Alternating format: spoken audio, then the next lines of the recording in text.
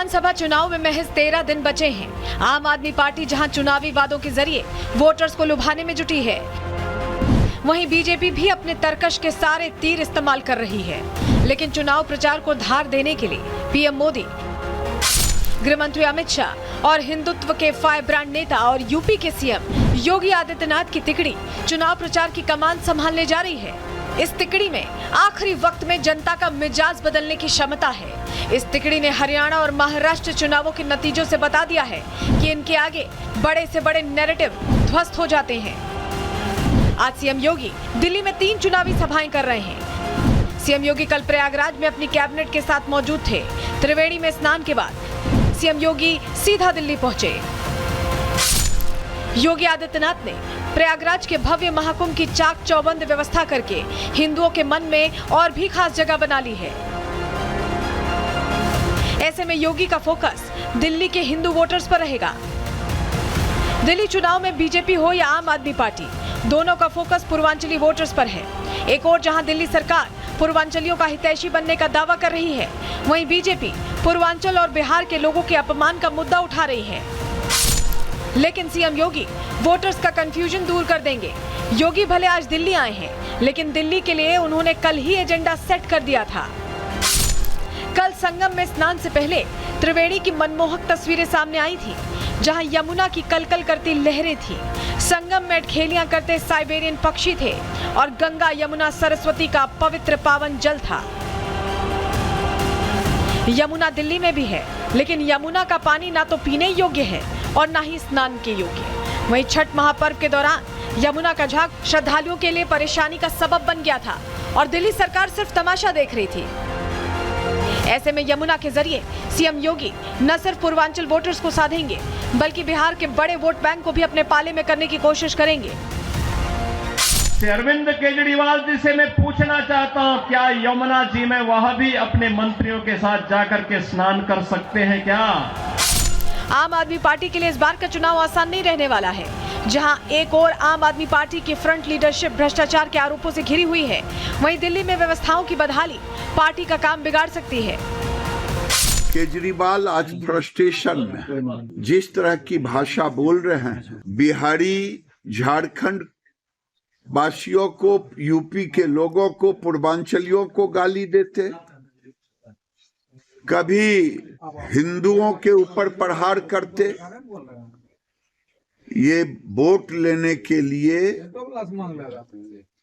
कुछ भी कर सकते हैं, लेकिन केजरीवाल आज फ्रस्ट्रेशन में है। इन्होंने हार स्वीकार कर ली है, इसीलिए इसे अनाप शनाप का बयान दे रहे हैं। ये नकली पॉलिटिकल हिंदू। दिल्ली जीत के लिए बीजेपी ने मोर्चेबंदी शुरू कर दी है। जिन मुद्दों और वादों के दम पर आम आदमी पार्टी सत्ता में वापसी करती रही है, इस बार उन सभी मुद्दों की काट निकाली जा रही है। लेकिन आम आदमी पार्टी की चुनावी स्ट्रैटेजी को सीएम योगी अपनी हिंदुत्व वाली छवि से कितना डेंट पहुंचाते हैं, ये रिजल्ट वाले दिन ही पता चलेगा। Bureau report, Republic Bharat.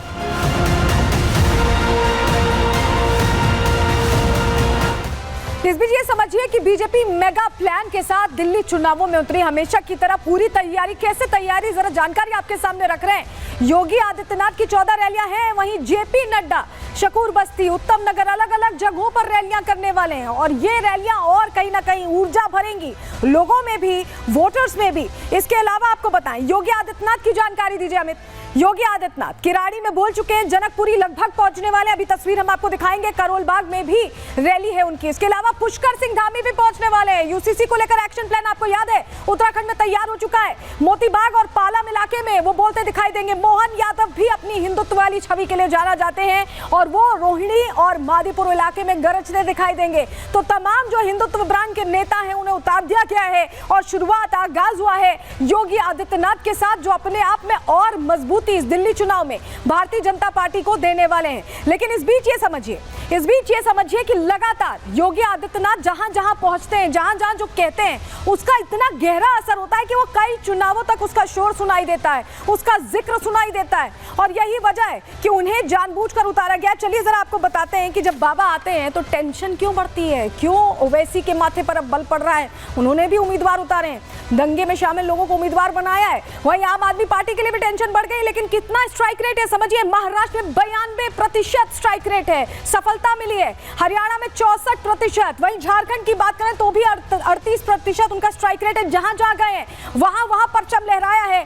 Jammu Kashmir में 100% स्ट्राइक रेट है और यूपी उपचुनाव की बात करें तो 7 सीटों पर परचम लहराया है। तो यह सनातनी झंडा यहां पर लहराने के लिए पहुंच चुके हैं योगी आदित्यनाथ। और इस बीच करोल बाग से जो तस्वीरें सामने आ रही है वो बता रही हैं कि जनता कितनी उत्साहित है योगी आदित्यनाथ के पहुंचने की। बड़ी खबर आपको बता रहे हैं, बड़ी जानकारी जो हमें मिल रही है आपके सामने रख रहे हैं। योगी की रैली में बटेंगे कटेंगे पोस्टर्स लगे हुए हैं और ये पोस्टर्स करोल बाग सीट पर लगे हैं जहां आपसे कुछ ही देर में योगी आदित्यनाथ पहुंचने वाले हैं। ये तस्वीर देखिए, ये मंच है, एक है तो सेफ है, बटेंगे तो कटेंगे का जिक्र आप देख रहे हैं। देखिए करोल बाग ऐसी आरक्षित सीट है और ऐसे में जो बांटने की राजनीति होती है, उस पर प्रहार, उस पर चोट करने की कोशिश इस मंच से भी की जा रही है। आप इसका सार समझिए, यहाँ पर वोटर्स को एकजुट करने की कोशिश, और यही वजह है कि मंच पर ही ये नारे जिसने तमाम चुनावों का रुख बदल दिया, हवा बदल दी, वोटर्स का मन बदल दिया, वो नारे यहाँ लिखे हुए दिखाई दे रहे हैं। करोल बाग दिल्ली की तस्वीरें आपको दिखा रहे हैं और कुछ ही देर में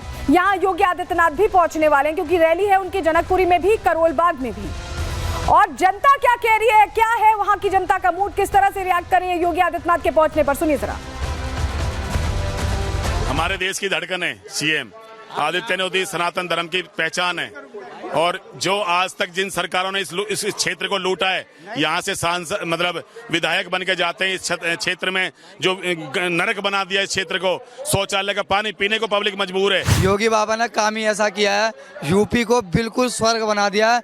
अब दिल्ली में आए हैं योगी बाबा, ये आप लोग किसी के बुलावे पे नहीं आए, ना किसी ने पैसे दिए हैं, ना किसी को खरीदा, सब एक ही योगी बाबा की झलक देखने के लिए आए हैं। इस बार जो टक्कर है विधायक की, कांटे की टक्कर है सबसे बढ़िया। ये जो बजरंग दल है जबरदस्त टक्कर है, जबरदस्त टक्कर है। अनिल झा की और बजरंग शुक्ला की जबरदस्त टक्कर है। बीजेपी के पल्ला भारी है। ऐसा क्यों लगता है आपको? बीजेपी राष्ट्र के लिए काम करता है, हिंदुत्व के लिए काम करता है और विकास के लिए काम। ऐसा ही शासन हम यहाँ दिल्ली में चाहते हैं, प्रशासन यूपी जैसा दिल्ली में होना चाहिए। किसका पल्ला भारी है यहाँ से किराड़ी से? बीजेपी। ऐसा क्यों लगता है आपको? हाँ जी, ऐसा क्यों लगता है? जनता ऊब चुकी है, इनके कामों से जनता ऊब चुकी है, झूठे वादों से, गंदे पानी से, सड़कें झील बनी पड़ी हैं। यहाँ की सड़कें सारी झील पड़ी हैं, मतलब किसी भी राज्य की इतनी खराब सड़क व्यवस्था कहीं नहीं है।